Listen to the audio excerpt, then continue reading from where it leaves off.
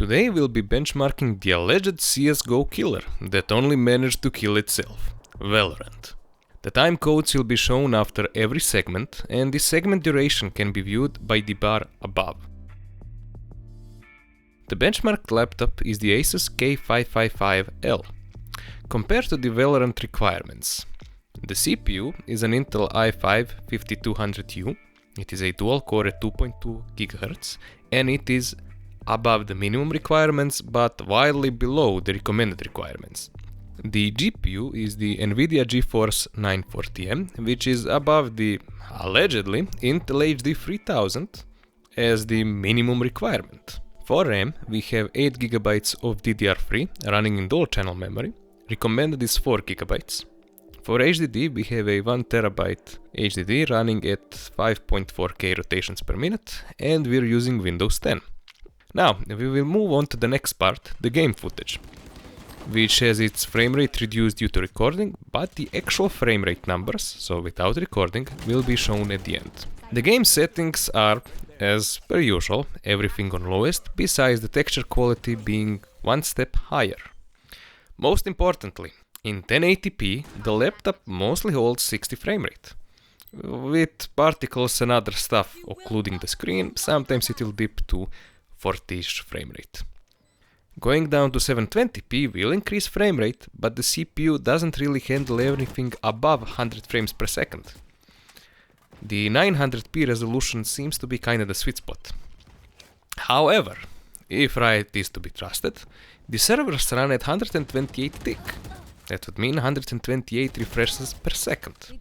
Which would also mean that it would be at the very least ideal that you yourself have 128 refreshes per second, or in your case it would be 128 frames per second.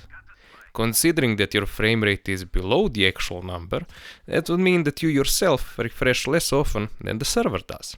However, also considering the insane peakers advantage that is worse than the one visible in Rainbow Six Siege, and the performance indicator of Valorant popping up at 60 frames or less, I'm going to assume that the servers have their upload tick at 60 instead of the claimed 128.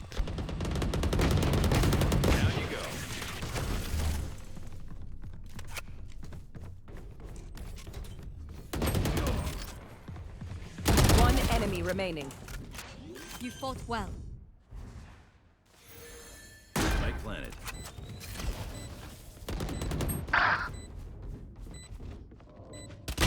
You are in our way.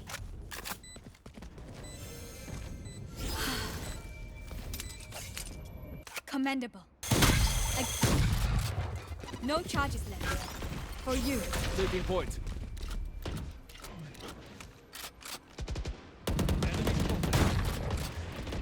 Right here. Enemy spotted.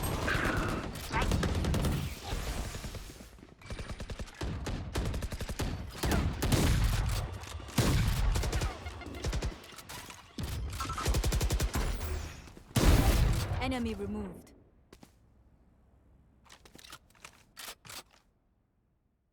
Now, moving on to one special issue that this game has, the one everyone is talking about, but barely anyone even understands what the hell it is.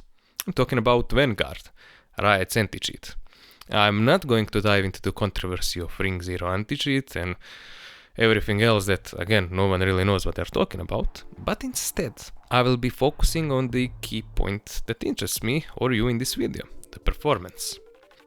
The things I've noticed are that first, if you have a toaster laptop such as this one, without an SSD, you can expect the Windows boot time to be longer, in some occasions even twice the duration. And this CPU in particular, the i5-5200U, has shown slightly lower performance for as long as Vanguard is active. So, as soon as you exit it, it will return to normal, but if you want to play Valorant again, you have to restart the laptop, which is rather inconvenient.